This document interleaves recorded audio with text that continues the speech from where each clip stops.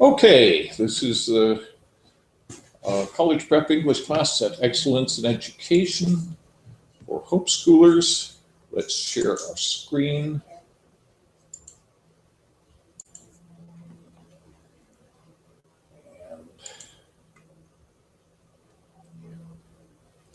And we are off and going. Okay. So we've got a number of things to do today. Question is, did you find them all? I didn't end up sending them all out until yesterday, though I had put them into the classroom on Saturday. Well, but make sure to look at what's been posted up there, just in case I don't end up sending it to you. My phone sends me all the notifications, so I can just check it all on my phone. Yeah, it's a good idea. Anyway, did anybody not get a chance to look at the videos? Quite a lot, I realized. Yeah, it was. You said there was some content added Wednesday, or? It wasn't content added. It was assignment added. The content had already been posted into the classroom, but I hadn't sent out do this links yet. But I sent those out yesterday. Anyway, I hope everybody got to them. And I wanted to be careful with this material too, because some people may take exception to it and even take offense at it. What? Offense at what? Well, the subjects we're covering. I'm so glad to hear that. Evolution? Yeah, Darwinism. The thing is that these are the speakers who are absolutely wonderful. If you can find speakers on other subjects who come anywhere close to this level, let me know about it, please. But things wander off into this direction, and I have to admit that I have been following these speakers for a number of years and trying to find more. And let's just look a little bit at who they are, and then we'll go over and go through our agenda. Of the 6 speakers involved in this debate, well, the Darwinism pro and con, we have Berlinski and Dawkins. And I think Berlinski is the better speaker there. Dawkins does fine. I mean, he's Oxford professor for years. He does wield the language perfectly acceptably and even exemplary in some situations, but doesn't necessarily rise to the level of Berlinski. That's true. That was at the beginning. Then at the bottom of this page was the big debate. And this was in the traditional Oxford style of 3 debaters on each side. And the 3 debaters, the proposition was, is religion a good thing for the world? And those who were opposed to that, or actually the proposition, I guess, was religion is bad for the world. And those who supported that were Hitchens, Dawkins, and Grayling. And on the other side, we've got Neuberger, Spivey, and Scruton. I think that those in favor of the proposition simply outgunned the other side to a large extent. And but it's really worth listening to and understanding what they're saying. And I'm sure you all sat there and took notes and looked up all of the words that you had not encountered before, and they were using vocabulary. This is not vocabulary that's unheard of or underused or ancient or archaic.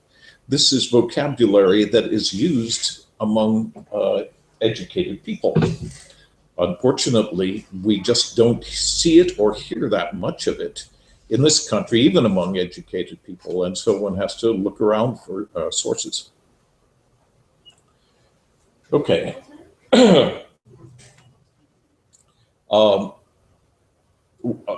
I'd like to discuss that one. I just watched the whole thing again myself this morning, and I found it was just stunning.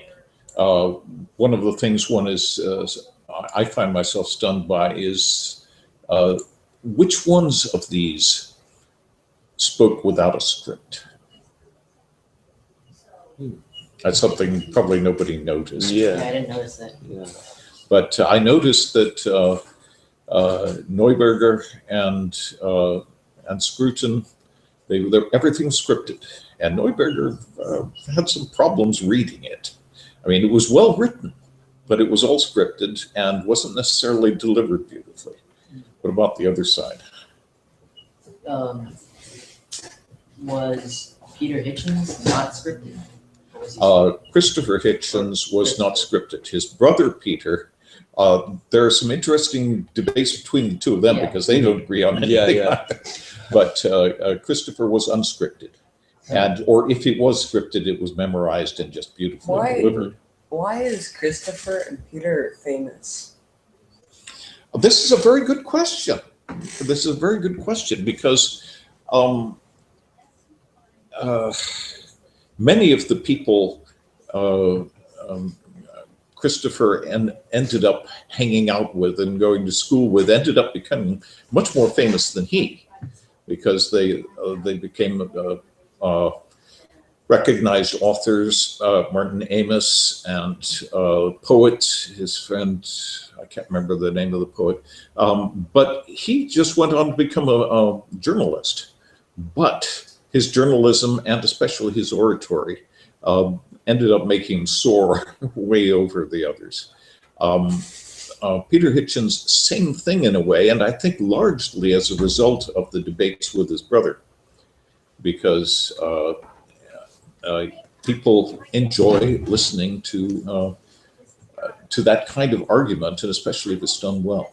A very good question. And it brings to mind the other question. Of these 6 debaters, 4 of them are university professors. And what were the other 2? Well, Hitchens was one. He's a journalist. You can argue that he's a professor, but he did his bachelor's and stopped there. He has taught university, but that's in a different scale. And the other one was the rabbi.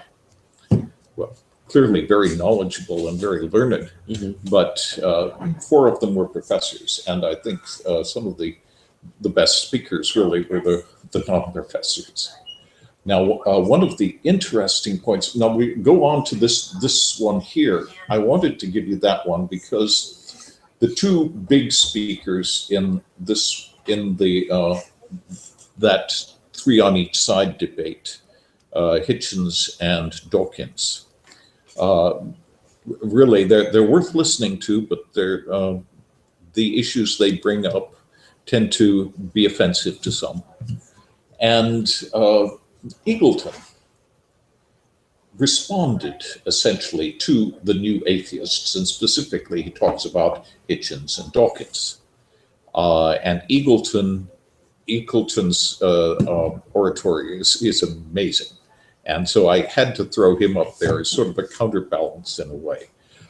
He does something very strange when it comes to educated or scholarly debate, and that is he conflates the 2 characters into one and makes Hitchens and Dawkins, and he calls them ditchkins.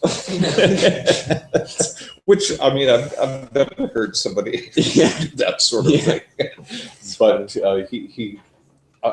how many of you did actually listen to this one here? I don't think I got around to that one. Okay. It is wonderful. It is absolutely wonderful. I don't believe I saw that one. Anyway, our language immersion here, I want to make sure everybody gets through that, because don't worry about what they're saying. Listen to how they're saying it. That's the important thing. And not one word is out of place anywhere in those debates or in this response. However, will notice, this is interesting. Eagleton's lecture is in the United States. I'm not exactly sure where. It's at a university, however. So he's got, there are grad students and professors in the audience who ask questions. Listen to their grammar. That's an interesting and significant factor. Is it bad? They will throw the like word around in the wrong places. Even, grad students, PhD candidates, professors in this country, that tends to be done. You can't do it on a paper. but you do it when you're speaking.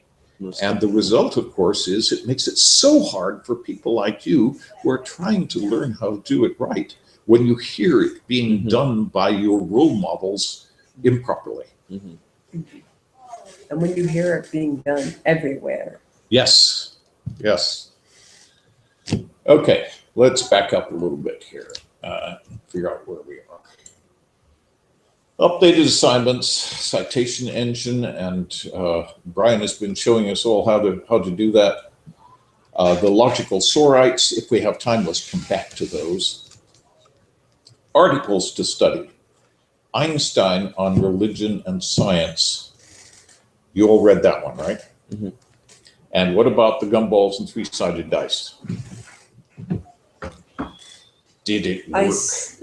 If I were to ask you a probability problem involving gumballs, would you be able to solve it? You can test me right now. We'll see. Okay, there are 4 of you. Yes. How many different orders can you walk into this room? Remember, integers and the Python technology that Tom was. Remember Tom? He was programming using Python. Yes, yes. I threw that in. I thought that was particularly appropriate. But how many different ways can you walk into the room? 16. How many? 16. 24? Well, 24.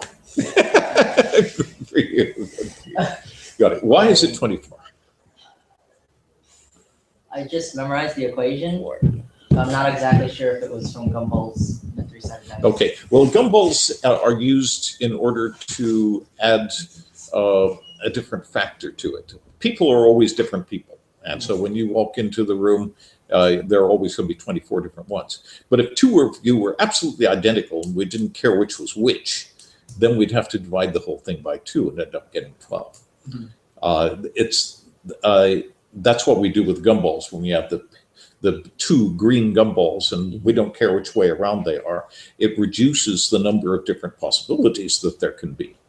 And what was Tom's objective in going through all of this combinatorics, all of this, how many different ways could all these different people enter the room? What was his objective in doing that?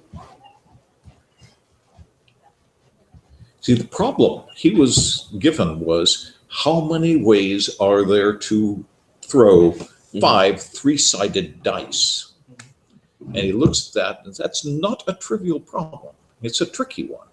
The thing is, in order to get to the solution of that problem, you have to realize that it's the same as another problem. And the other problem is you have a number of things lined up and a number of transitions between them.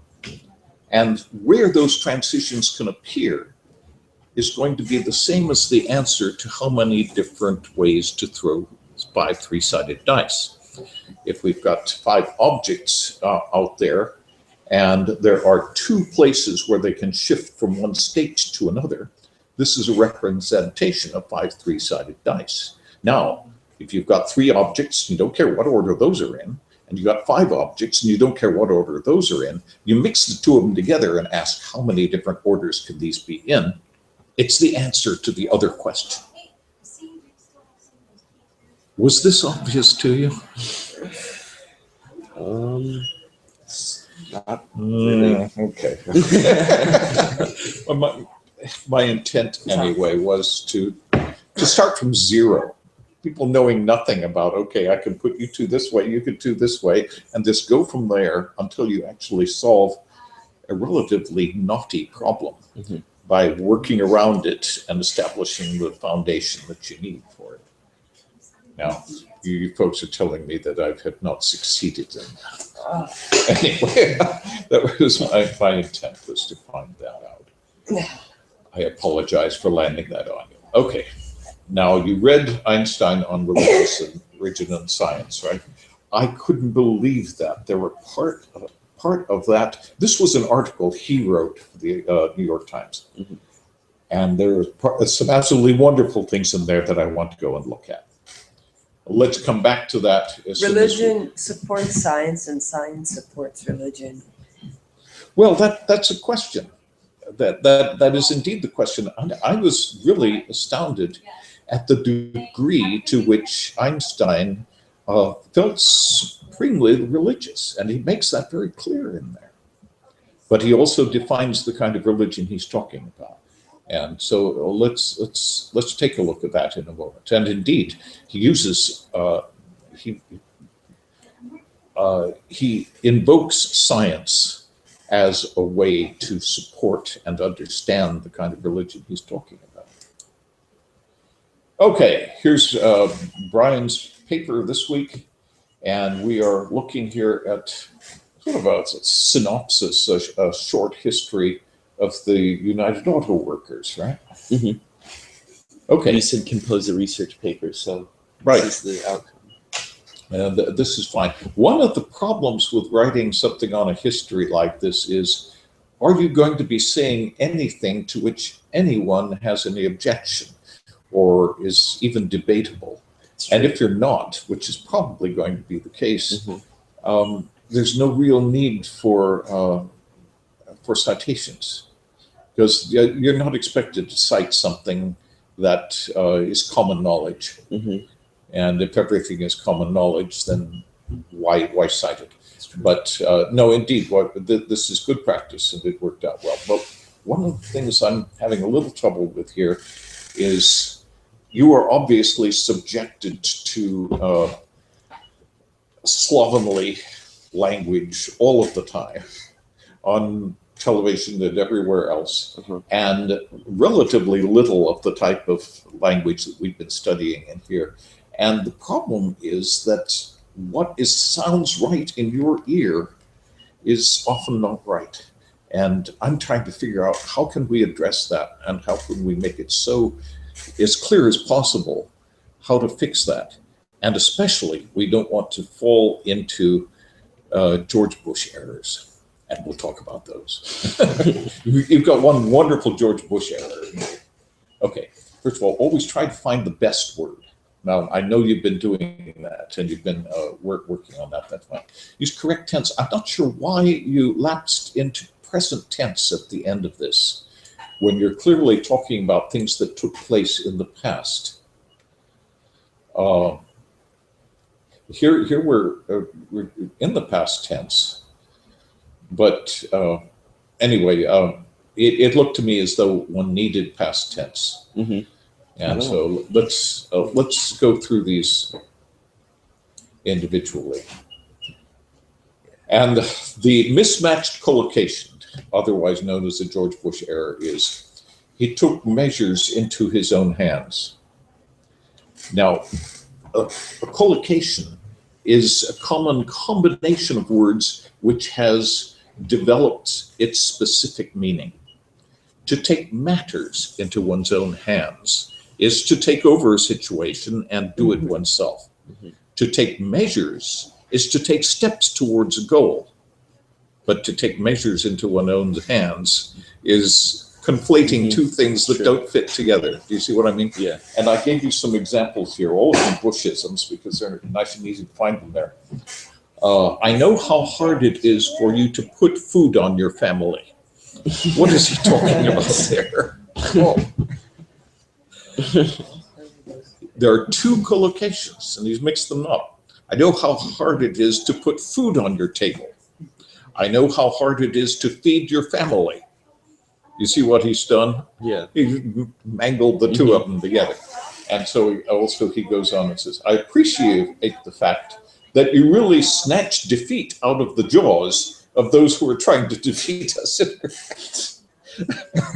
Okay, what's the original collocation there? To snatch. To snatch defeat. Oh, no. To snatch victory from defeat, from the jaws of defeat. You got it. You got it. Absolutely. Very good. To snatch victory from the jaws of defeat. You're about to lose altogether, dismally, perhaps, and abjectly, and then suddenly somebody makes a goal. Or three, or something like that, and you snatch victory from the jaws of defeat.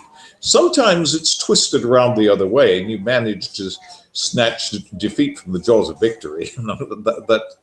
understandable, and it has been turned around and used that way in a comedic way. But George, Bush had absolutely no idea what he was talking about. I appreciate the fact that you really snatched defeat out of the children. He didn't have any concept of what the original was. He did a number of those. And the big one, of course, is they misunderestimated me. What's going on there? There are two of them there. He's mixed up together. What are He they? means they underestimated me. But That's one of then them. Obviously, yeah. Put miss in front of it. they It kind of sounds like I think probably misunderstood. Mm-hmm. yeah. Understood, probably. Yeah. Misunderstood. So they misunderstood me, and they Misunderstood. underestimated me, and he mangled the two of them together. He conflated the two of them. Why is it called the George Bush? Oh, I just gave it that name. Oh, But I think most people who are familiar with it would Yeah. know exactly what I Mhm. mean by that. Mm-hmm. Okay, so we want to avoid those, not necessarily. You might want to use one of those for its comedic value. And it might make sense as long as people understand that that's what you're doing with it. Of course, that's not what Bush was intending to do. Okay, let's see what we've got here. Delegates from automobile plants worldwide combined forces and formed a big group of fed up individuals. This is used as an adjective. And when you have multiple words like that used as an adjective, hyphenated, it sticks them together nicely. Okay, their mission was relatively straightforward, to stop the everlasting neglectful actions put forth upon hardworking men and women. Now, I felt that just could be rewritten. So to stop these are suggested alternative words, eternal, endless, perennial, rather than everlasting. I think all of those work a little better. And then neglect for hardworking men and women. I thought neglect for, it just simplifies it instead of having to say neglectful actions put forth upon. Now, put forth upon, this is just lumpy. You see what I mean? But if you can manage to trim it down to something that says just exactly what you want, that's the ideal. For just a merely minuscule amount, it's nicely alliterative, isn't it? Merely minuscule amount, but I felt that a marginal increase. Marginal increase does flow much better, though. Yeah, there are other ways that I think would work better there. Usually barely enough to just get by. Unclear. Is it the company or the worker who is just getting by? I wasn't sure what you meant here. The workers. I see. Okay, so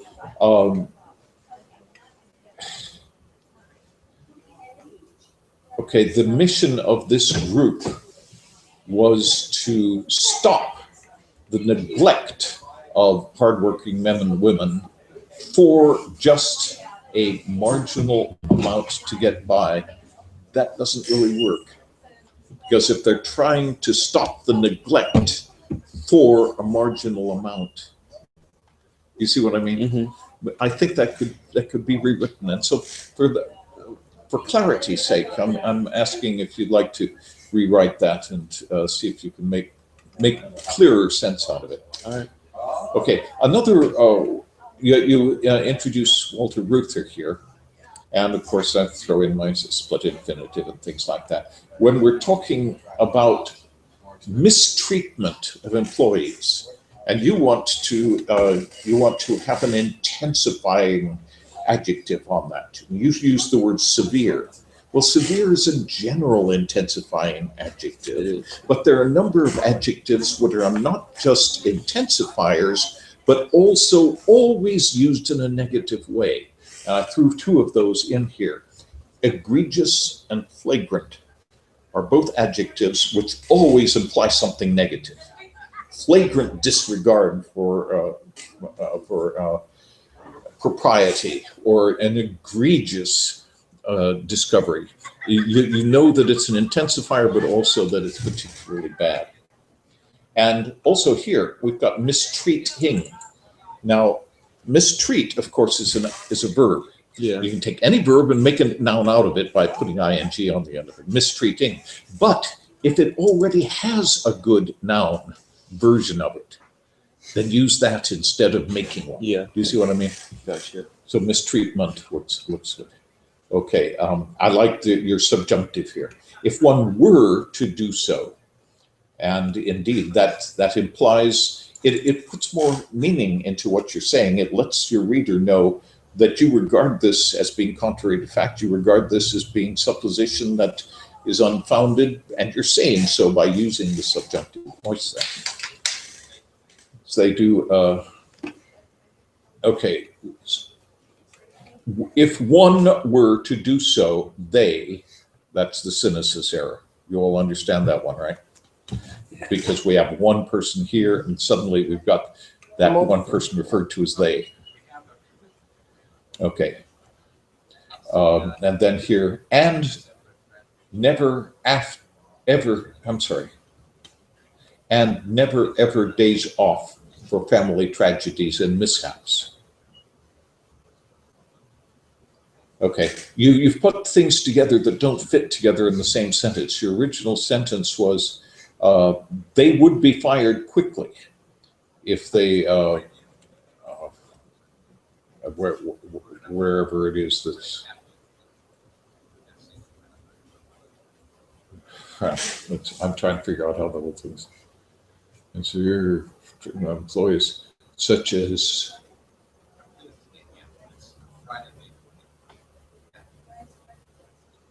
okay, absolutely no possible leave for badly injured or sick people who would be fired quickly. Also, who would be fired quickly and never days off for family tragedies. I just felt that it could be cleared up a little better. I put a period there and said, also, there were never days off for. Yeah, that's. I should have put a period there. Yeah. Okay. Now, when we are referring to a person, normally one doesn't refer to that person by the first name, but by the last name. And so we don't want to call him Walter, but simply refer to him as Richard. That would be more appropriate. More clear, yeah.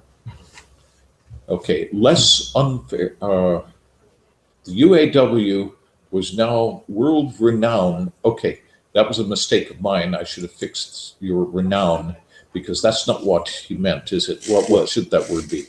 Wait, say again. That renown right there. Oh yeah, I don't. Because we're using it as an adjective. We want to say renowned. Yeah. World renowned. Now, a person can have renown for something or other, but in this case, he's renowned for gaining a high-paying, less unfair wage. Okay, I put an S in there, and I was wrong in that, because now I see that you are working in singular. A high-paying, less unfair wage. And then I said, for the amount of work position, I said commensurate with the amount of work or position done. And you don't do a position, of course, so one would have to fix that. But the amount of work done or the position held, I think, would be the best way to say that. Okay, that has to be capitalized. It's a proper noun, and possibly the best ever since the reign of founding father Walter. Again, here it should be last name. Okay, and contract covering 26 plants and nearly 8,000 employees. This, of course, is a sentence fragment. I'm not sure exactly how it fits in there, but you don't have a full verb. And so I want to fix that. Let's see here. This is where things started to end up in present tense. By the end of 2007, we're talking in the past here. So many casino dealers and slot machine repair technicians were hired in New Jersey. Evansville, and Norwich had come to join forces. Yeah, here without the had, you're saying all of these people come to join forces with UAW, and As if it's happening it has, currently. has to be past tense.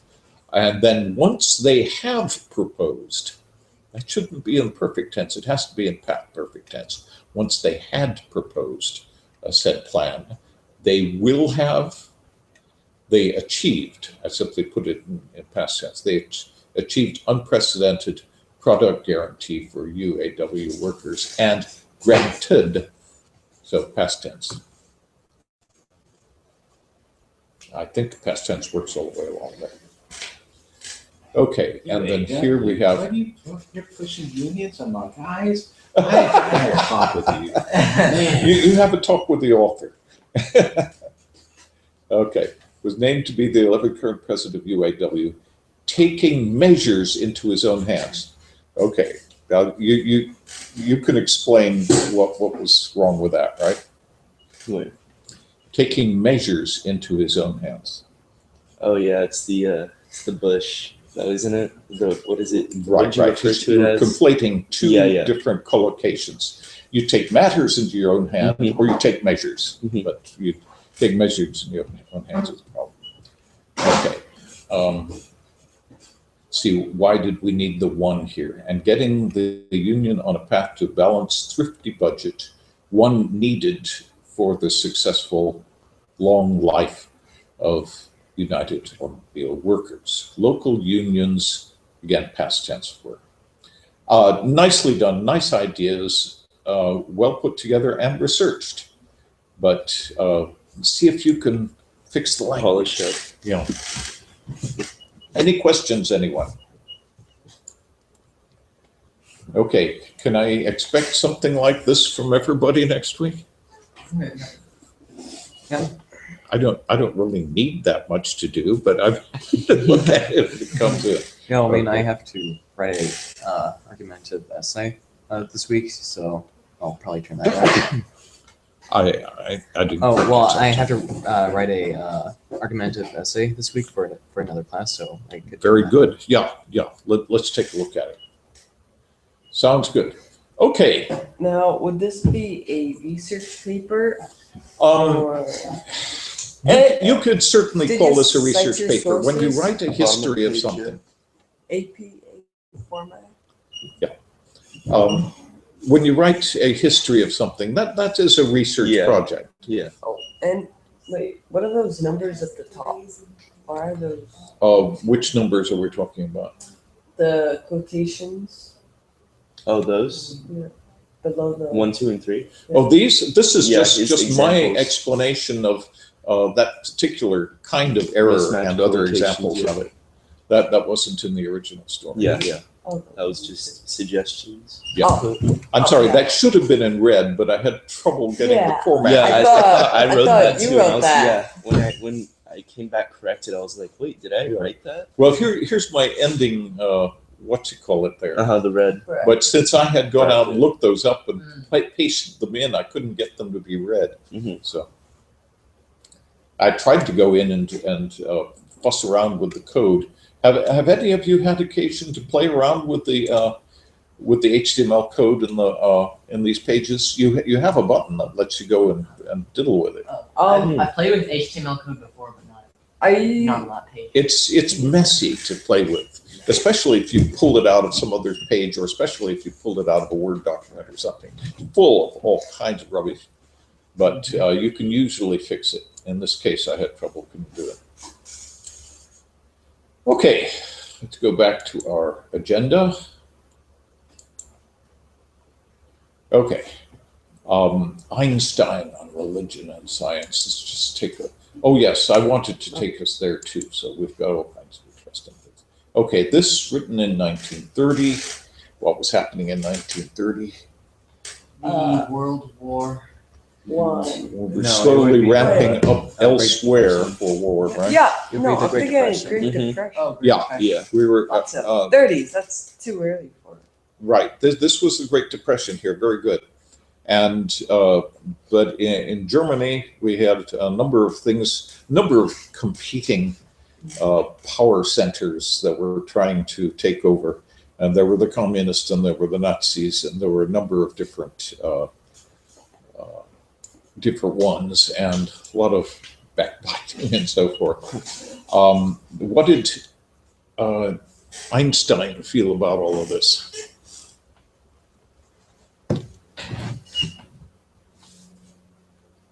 What did he think of school? He didn't like it at all. At all. Right. And what did he call the teachers?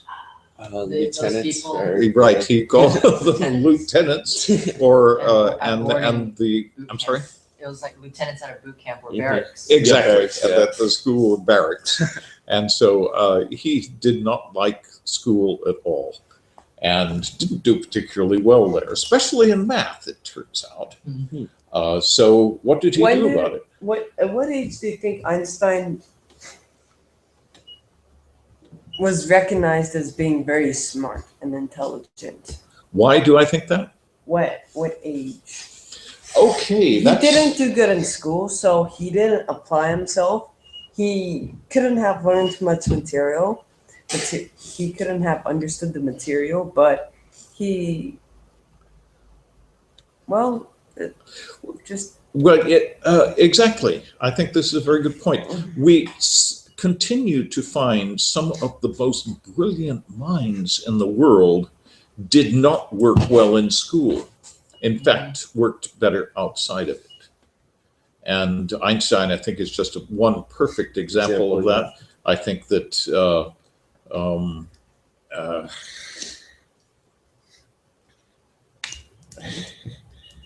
Wolfram is another. Wolfram, his history is rather fascinating. He went through school, but he spent much of that time doing other people's homework for price. And then he was sent to Oxford University, and he really thought very little of his professors and thought very little of what was going on. He, however, had the brains to do something about it. He wrote some remarkable scholarly papers and was invited to Caltech and finished his PhD 3 years later at Caltech at the age of 20. However, that, I think, is so rare, and it's so rare mainly because the entrenched interests and traditions of educational institutions are not prepared to handle people like that. And so it's I think it's absolutely wonderful that right here in Southern California, we have an institution which occasionally, at least, is able to see beyond its entrenched traditions and make an exception. Yeah, what he did when he hated school so much, and indeed was coming up for the draft, what did he do?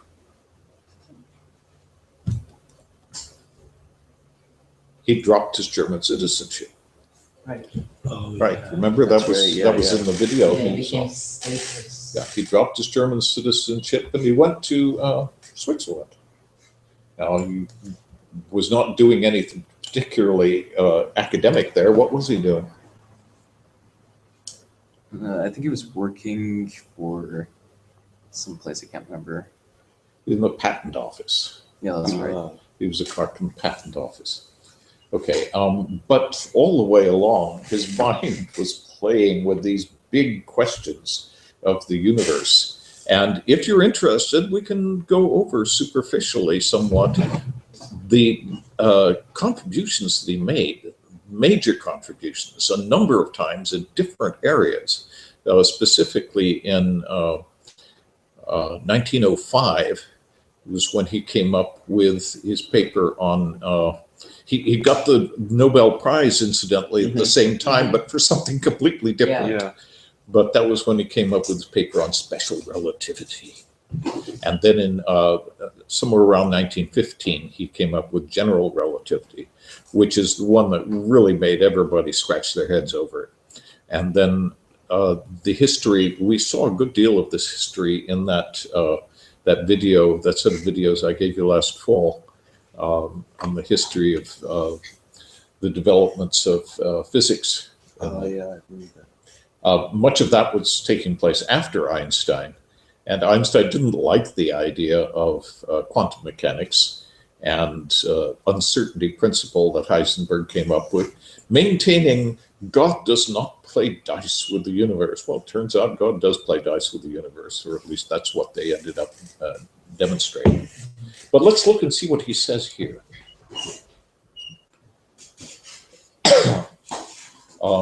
You've all read this. I just wanted to look at this. When he's talking about the traditional forms of religion, he says, common to all these types is the anthropomorphic character of the conception of God. In general, only individuals of exceptional endowments and exceptionally high-minded communities rise to any considerable extent above this level. But there's a third stage of religious experience which belongs to all of them. Even though it is rarely found in a pure form, I shall call it cosmic religious feeling. It is very difficult to elucidate this feeling to anyone who is entirely without it, especially as there is no anthropomorphic conception of God corresponding to it. He felt something, there was no question about it. He was inspired. And indeed, I think he felt that this inspiration was largely responsible for his insights. Okay, the individual feels the futility of human desires and aims at the sublimity and marvelous order which reveal themselves both in nature and in the world of thought. Individual existence impresses him as a sort of prism, and he wants to experience the universe as a single significant whole. The beginnings of cosmic religious feelings already appear at an early stage of development, for example, in the Psalms of David and in some of the prophets. Buddhism, as we've learned especially from the wonderful writings of Schopenhauer, contains a much stronger element of this. This is an interesting one. The religious geniuses of all ages have been distinguished by this kind of religious feeling, which knows no dogma and no God conceived in man's image.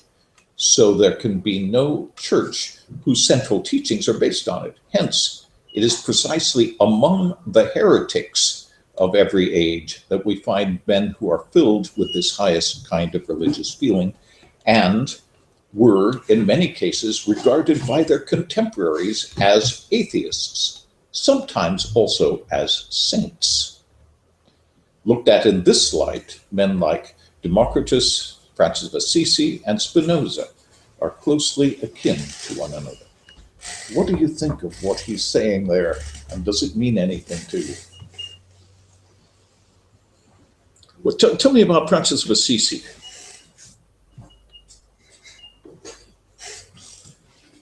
I used to know something, Scott, but I can't remember. Okay, when did he live? I think it was Middle Ages. Yes. Yeah, I think it was early Middle Ages, I want to say. Oh, Middle Ages went on for quite a while. Yeah.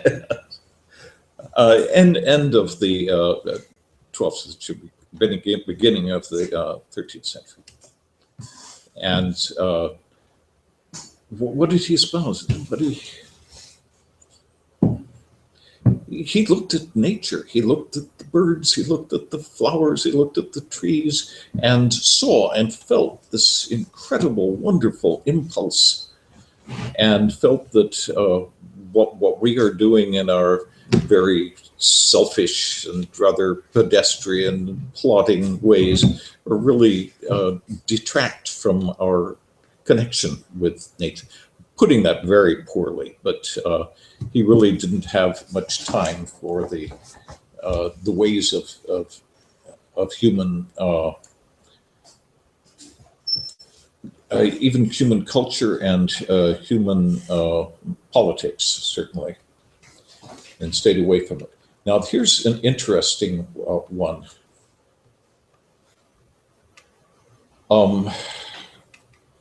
How can cosmic religious feeling be communicated from one person to another? if it can give rise to no definite notion of God and no theology.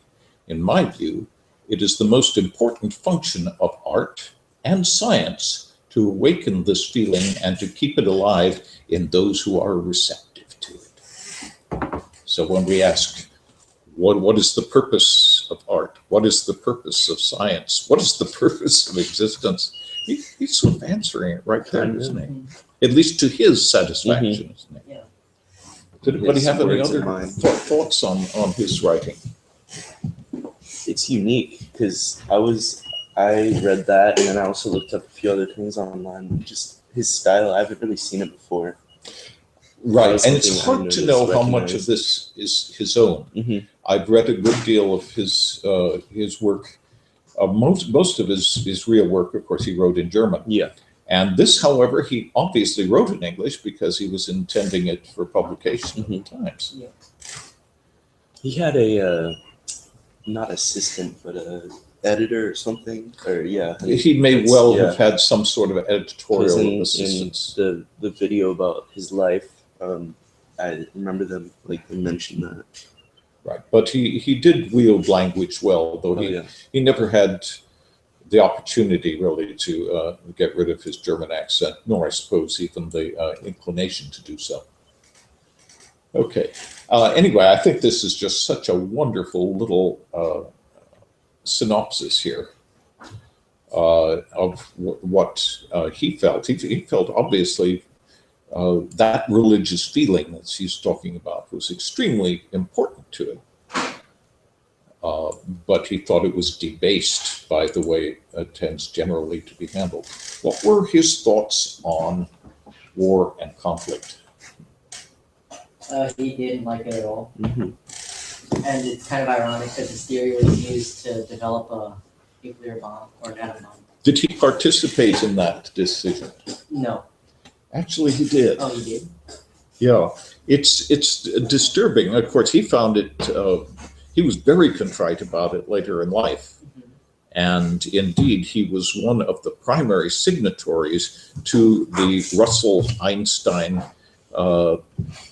Can't keep not remembering what the name of that document was. It was signed in 1957, I believe, with the signatures of 11 Nobel Prize laureates calling for the destruction of nuclear weapons. And of course, we don't hear about that much in schools or anywhere, but indeed, they saw how important that would be and what a dreadful state it would be to have all of those weapons in the hands of the kinds of idiots that we tend to have in power. Anyway, his thoughts on peace, or more specifically on militarism and even nationalism. He had very strong ideas on those, which I'm sure you saw in the videos. Can anybody think of anything specifically?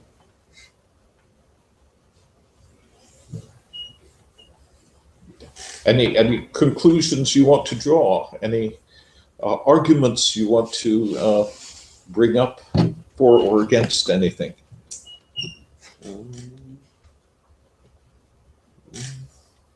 Unions. Unions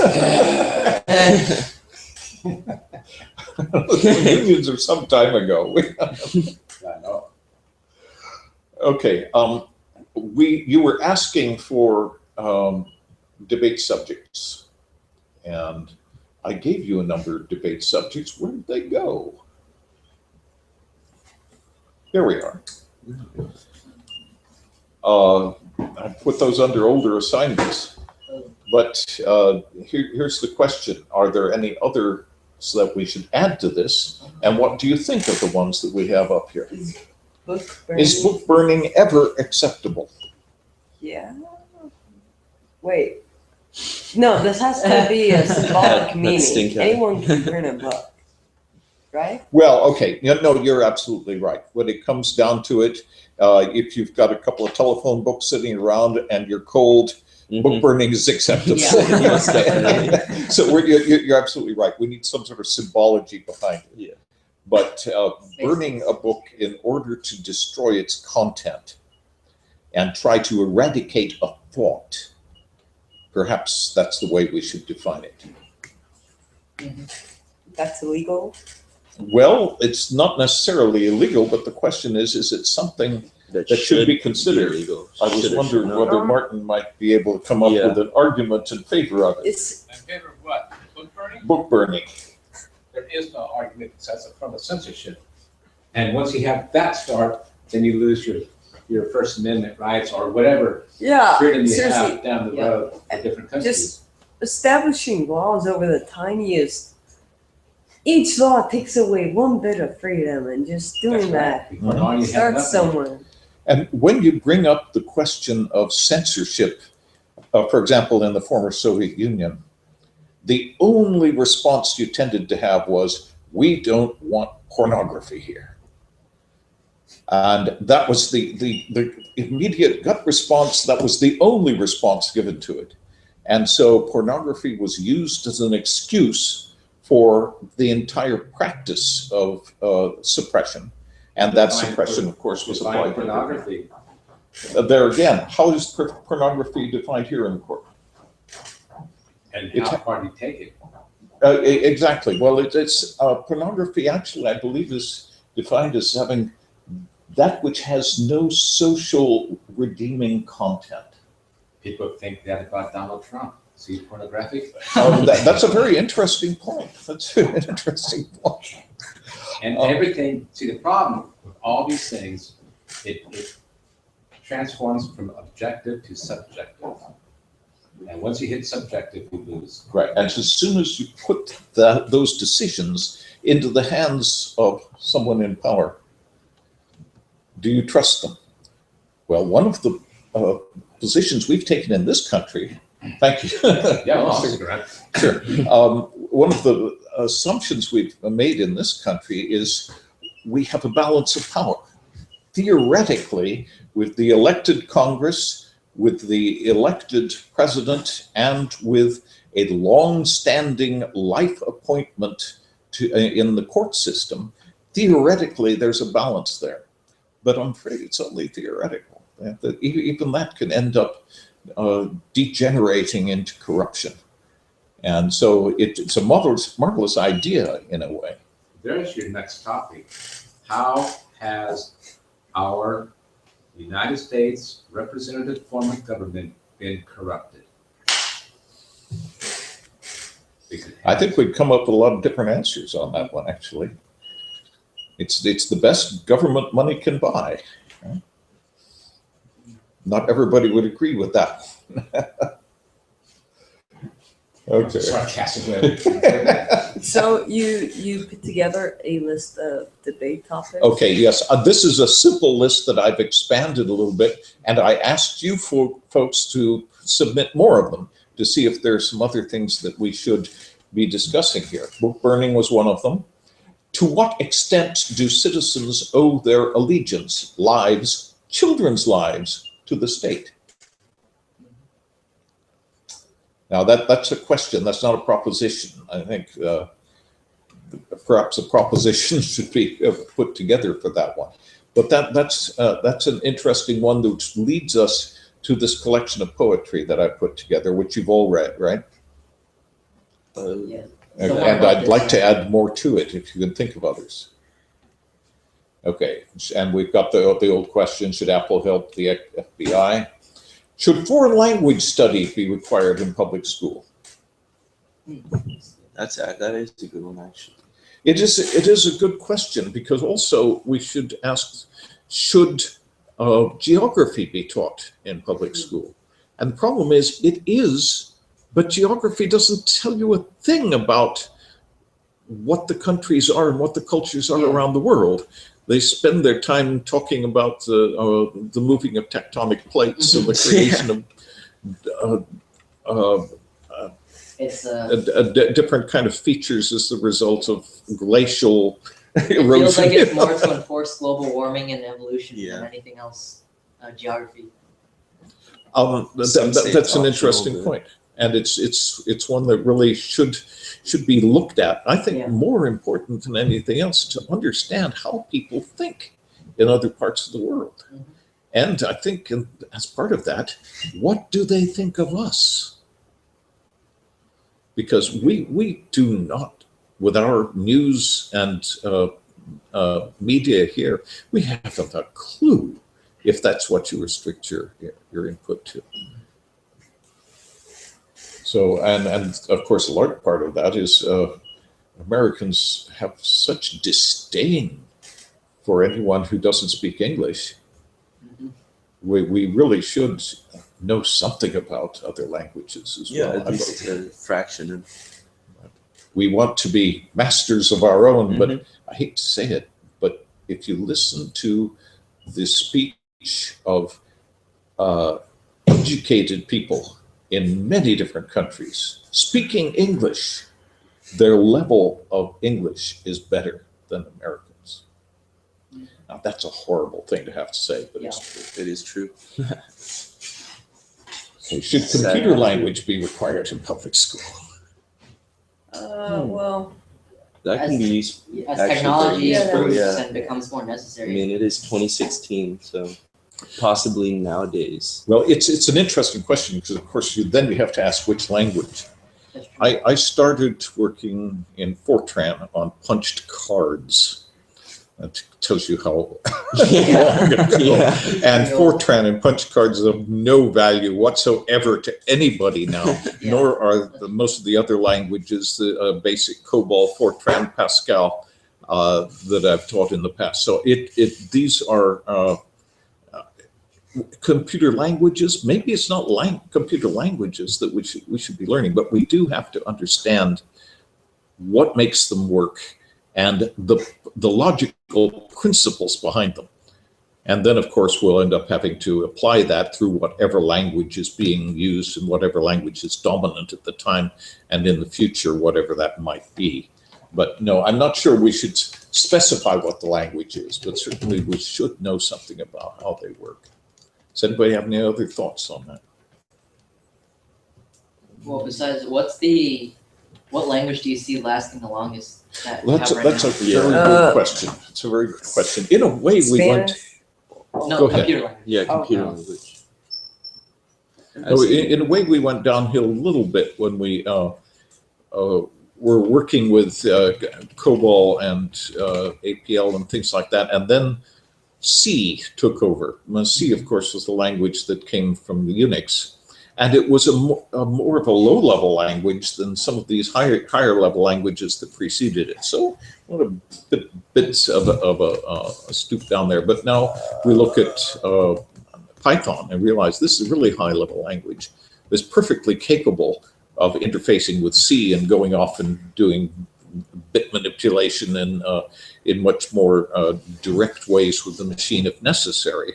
But on the other hand, doing very high-level operations very simply.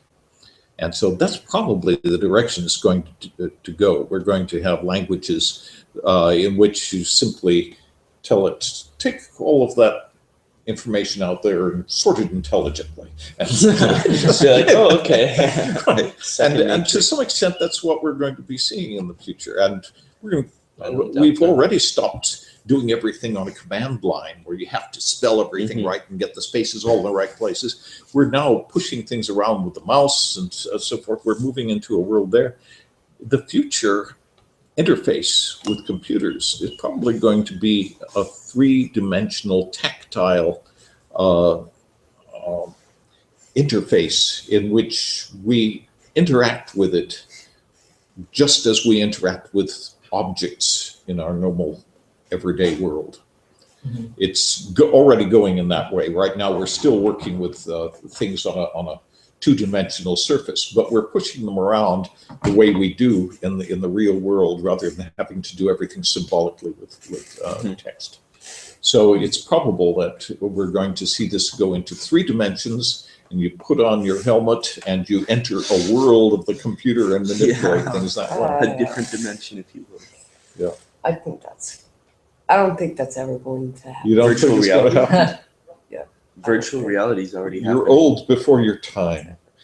Yeah, virtual reality is already about. That's Virtual reality is already there to some degree, Yeah. but like so many other things, it's going to take a while before it actually. before it's the protection, but it is out right now. And Where can I find it? Search YouTube, you'll have thousands of videos at your disposal. there's another question up here I think is worth listening to, and that is, to what extent are we going to be able to get computers to listen and understand what we're saying and manipulate language in an intelligent, cogent, and fecund way with human beings? Siri is the closest we have to that, other than just very, very, very basic. But intelligently, I don't think that's ever going to happen as well. Okay. No, It I like requires intelligence. this is certainly something I would have assumed myself. I took a class long ago. It was called Philosophy of Science. It was a graduate course in business administration. And this was the big debate, is will computers ever, Fortran was the big language at the time, so we hadn't gone very far. But is this going to be, will we ever have a computer that plays perfect chess? And that was one of the big debates that we had in that class. It was a marvelous class. And, but the question really is, to what extent are computers going to be able to pass the Turing test? You ever heard of that? No, You ever heard of Alan Turing? no. There were a couple of movies, certainly one movie about him that came out last year. Alan Turing was one of the really founders of the concepts of computing and was responsible largely for breaking the Nazi code during Second World War, which was... Wait. Yes, okay. Yeah, I remember. And anyway, he developed in theory a test. And the object here was, we want to determine whether we have achieved artificial intelligence. And the way he had this test together is, you had a human sitting and communicating with another something or other, but we couldn't have them just talking because that's not fair to the computer. So it was typing things in with a teletype to someone at the other end. The question is, would the human be able to tell whether he or she is communicating with a machine or with another human being? And if indeed the machine passed as a human being, it has passed the Turing test. That's the theory there. Have we succeeded that? Has it worked? Well, that's the big question. It becomes so hazy. And I hate to say it, but the reason it doesn't really work very well is there's so many humans who would fail the Turing test. Yeah. I hate to say it, but I'm afraid that's where the problem lies. Normal humans would presumably be able to answer reasonable questions about philosophy and thought atmosphere and all kinds of things that would presumably stump a computer. But so many humans wouldn't have anything intelligent to say on so many issues. I don't know. Here's the other question. This was way back there in the 1950s, came up with the Turing test. Now the question is, how long will it be before the singularity, and they're talking about a different singularity here, not black holes, but the point at which computers become capable of improving their own code. And once that happens, presumably, it will happen so rapidly, from that point on, you're going to have just a tumbling forward of computers becoming far more intelligent than human beings. Yeah. And Stephen Hawking seems to think that's probably going to happen in the next 15 years. And if it does, it's going to be one of the greatest achievements of mankind and possibly the last. What do you think? Well, if it does happen, then it would make sense that that's the last achievement mankind ever does. 'Cause Yeah. computers are going to do the rest of it for us. Exactly. Sooner or later. But yeah, that's pretty crazy. A self-revising Yeah. computer. Should we put that up there with all of the other possible causes for the extinction of humanity? I Yeah, is it? I don't think that's going to happen. I wouldn't mind seeing it happen. That'll be pretty cool, but I don't think that's. That's I mean, pretty see, cool. to See do all computers this, take over. to do all this, and to have the motive to improve, you have to have a conscience, which unfortunately, machinery doesn't have. But what if That's a it good point. improves and it deems that man is not compatible enough? It's not moving at a fast enough rate as the Yeah. computer. What if it So the recognizes computer that? just goes off on its own. I don't know. That seems like a possibility. So very good questions. It's amazing the age we live in, isn't it? Mhm. When you can actually ask yourself questions like that. Is this going to happen? And of course, Stephen Hawking's prediction is we have got to learn how to colonize other planets within the next 200 years. Otherwise, we are doomed to extinction for one of so many different reasons. Yeah, it's Is that going to happen? Possibly. well that's what atheists think are going to happen. Well, I think that's good generalizing. Yeah. Kind of What a about broad eschatology? What is Is that? this another Yeah. word? What is that? Oh, this is the presumed end of the world that is projected in many different theologies. Mm, I'm going to say the world comes to an end. Aren't theologies predicting the end of the world more than science is? And the study of that is eschatology. The more you know. Yeah. You folks are doing wonderfully, coming up Yeah. with interesting ideas. Maybe some of these will inspire some writing that we Yeah. can debate on. Switch to that. Okay. Should Should peer-reviewed papers be the focus of higher education? Bush graduated from Yale, one of the great Ivy League universities, with a degree, perhaps one of the best degrees money can buy. And there's one of the questions, is if peer-reviewed papers, or indeed writing papers, scholarly papers, is the approach to getting a degree, that entire process is subject to doubt. And it's as we have more and more unemployed PhDs running around, unemployed, highly educated people, and we've got wealthy people who want to go through and get a degree, it seems only reasonable that people are going to be hired to write papers for other people.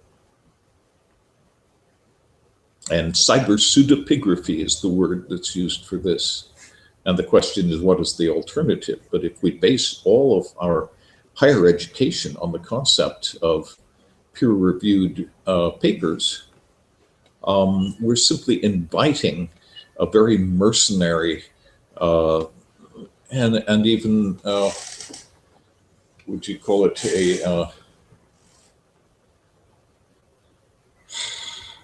well, let's just call it mercenary, a mercenary approach. People are going to end up finding that it's easier to buy your way through it than it is to do the work. Any thoughts on that?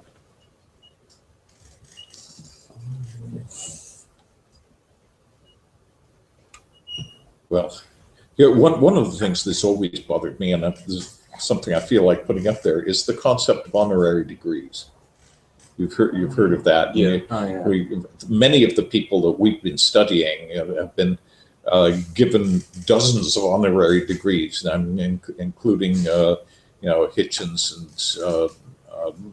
and the lot of them, in addition to what degrees they might have earned. But the concept of an honorary degree is really junk, isn't it? If you feel somebody, like Einstein, for example, deserves a degree, it shouldn't be an honorary degree. Spinoza, for example, never finished his education. And it's perfectly possible he may be offered an honorary degree, but I don't think it should be honorary. It's one of the major thinkers in Western philosophy, you should be offered a real degree. Yeah. And those who have earned a real degree should be given it. And the whole concept of honorary degrees, perhaps those should be kept for the people who buy them. I don't know. Okay, so thoughts on that.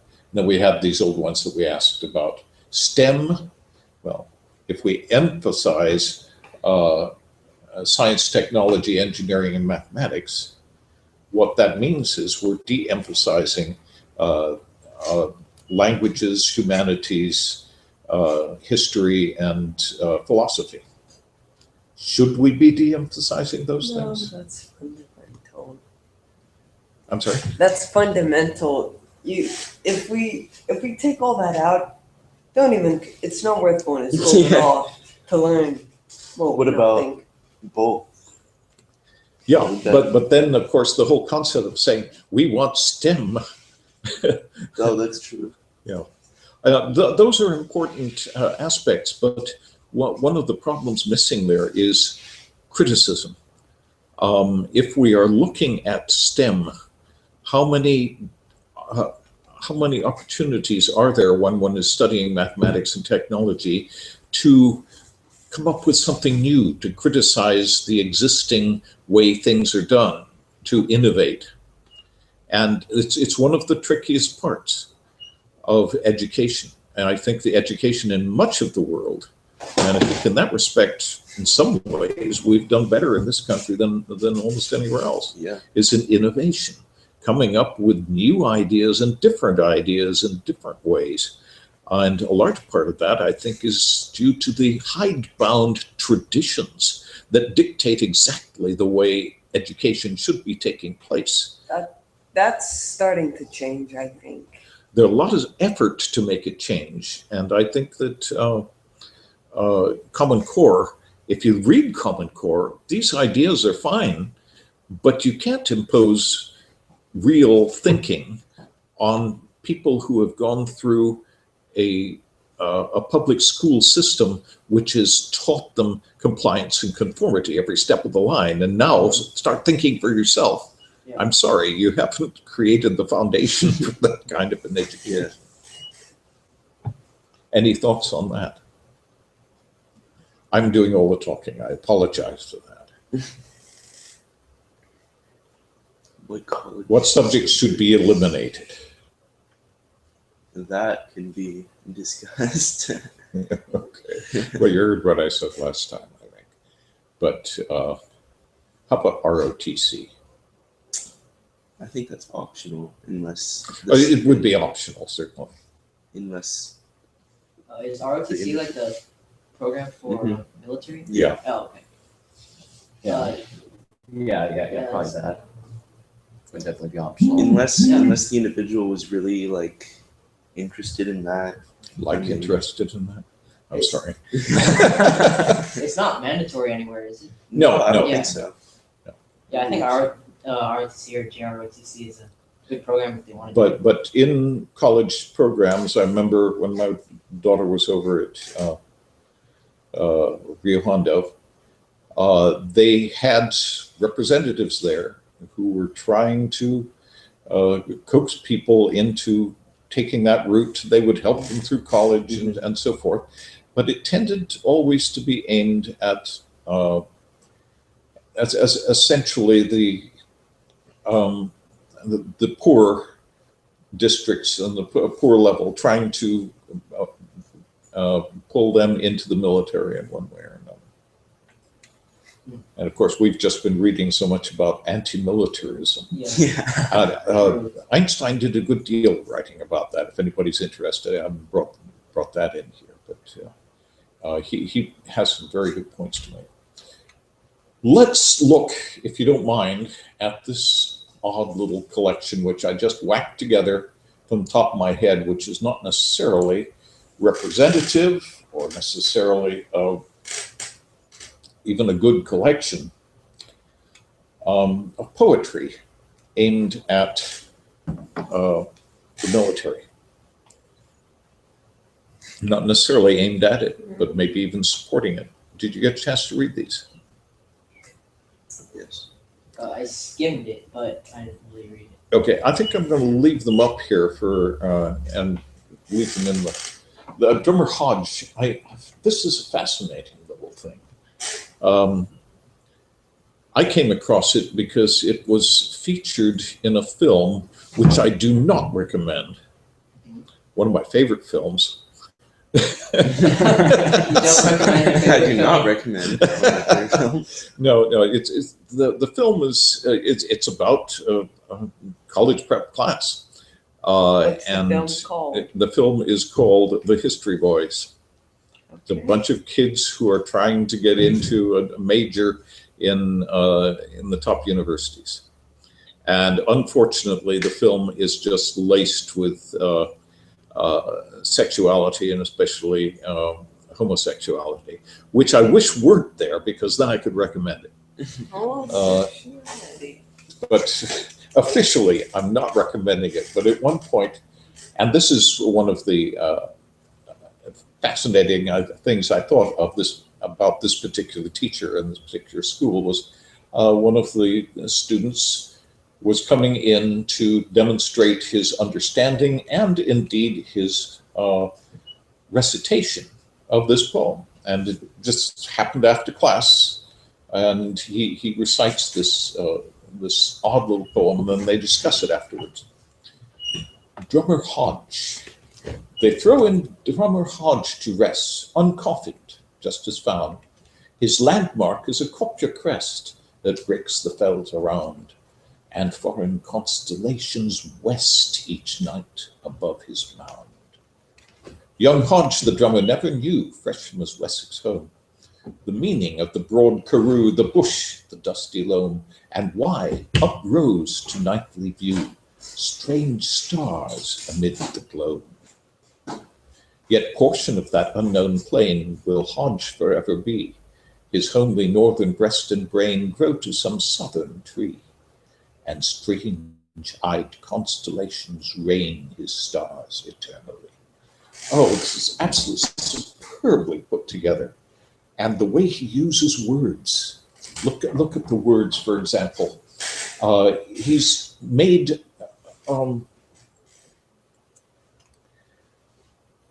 antimaria is the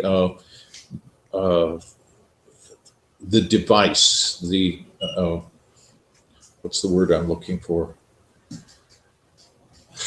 The device used here where you take a word that is one part of speech and make it into another one. What part of speech is west?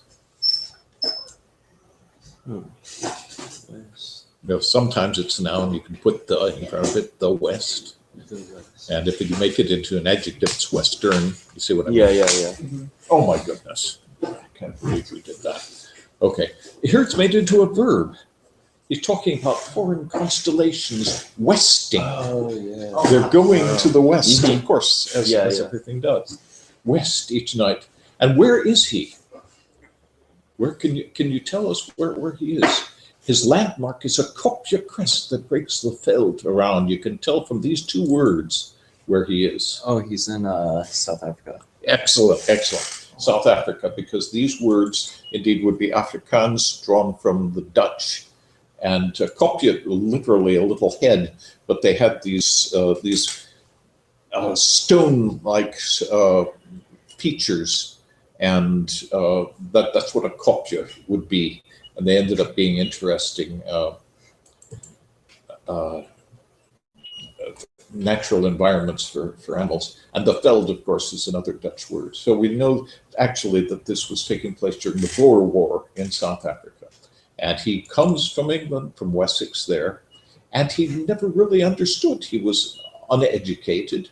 He didn't know the countryside, the bush, the dusty loam, and why uprose to nightly view strange stars amid the gloam. Indeed, in the southern hemisphere, the sky is different. There are stars up there that aren't part of your set of constellations up here. And so, indeed, this is the story of a drummer boy who died in battle and was buried with an uncoffined just as found. Let's go ahead and read the rest of these, if you don't mind, and we'll take a look at this. I just thought this was such a marvelous little thing there. The next one is, that's a weird one. You tell me what you think of that. Mhm. And Dulcea et decorum est. I don't like this poem particularly, but it's very influential. It was one that Hitchens refers to many times. And Yeah, that one was all right. It was. I like the previous Did you? one better. This one here. That one, it was all right, but I like the previous one. Okay, yeah. This is an unusual poem in that it's an escalation poem. Starts out with 4 lines, then 6, then 8, and all rhyming them, always coming up with one more line that you didn't expect to be there. Each time. Escalates them, yes. The warlords, czars, and presidents today and yesterday rely on the illusion that fidelity is the way to do what's right, and thus their people perish and they slay, for fleeting causes never worth the prices that they pay. Okay, let's read the rest of these. As I said, the Wilfred Owen one is weird. This is a very, very common one. I don't think it's as good really as the Drummer Hodge with the same idea. And this last one is Kipling. We talked about Kipling and his war poetry before when we talked about the article about him. Gunga Din is a very famous poem and a very famous ending.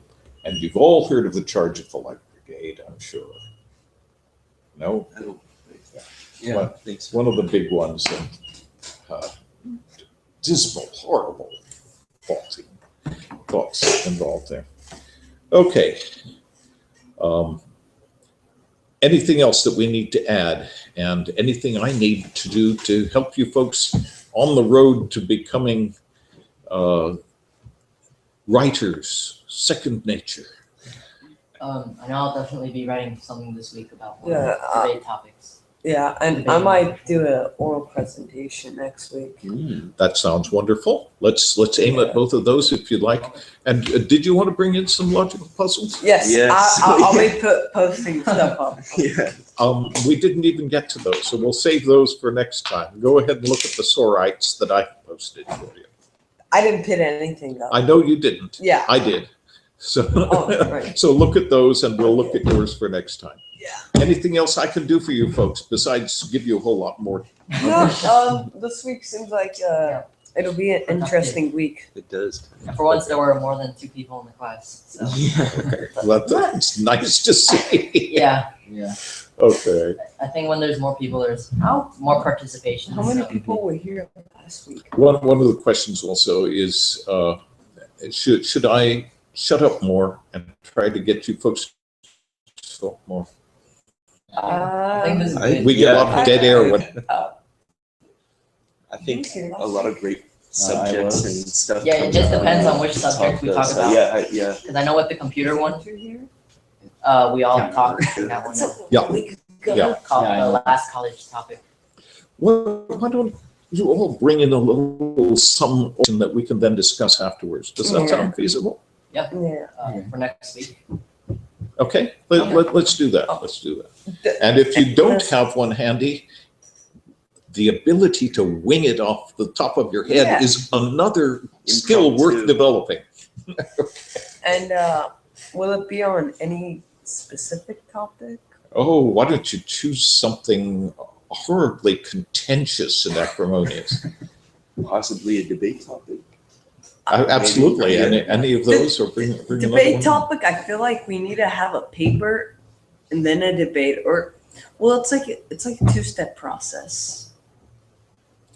I'm sure you all at least saw some of Terry Eagleton's material. He doesn't do enough, but would you like more of his? Yeah. I'll look around and try to find Okay. something really appropriate from his material. He just does wonderful things with language. I'll end with a quote here. There are telescopes down which science is churlishly unwilling to peer. Isn't that's not exact. I lost the word in there. Churlishly disinclined to peer, I think is the way he puts it. And indeed, science has its limitations, doesn't it? And Berlinski is one of the best ones to talk about that. Okay. Okay, see you next week then. Submit any suggestions you have. Okay, will do. I'm not, by the way, intending to do anything with the computing unless somebody brings a computer and has everything set up and wants to work with it. Then we can do that. And if you do have time to do that, by all means. I've just been really busy. And Well, I'll I help can you. pursue it on my own anytime, so. Okay, but I just want to make sure everybody's up on going on that. Okay. And if there's specific things you'd like to cover, I'll do some preparation, bring something in. Okay. Okay. Oh, do you know where the link is for it to download the software? Oh, I believe the link is in. Have a good week. I believe the link is in the classroom. But Okay, let's all take a quick look. Yeah, because I remember trying to look for it, but I couldn't find it. Yeah, here we are. Okay, installing Python. Oh, okay.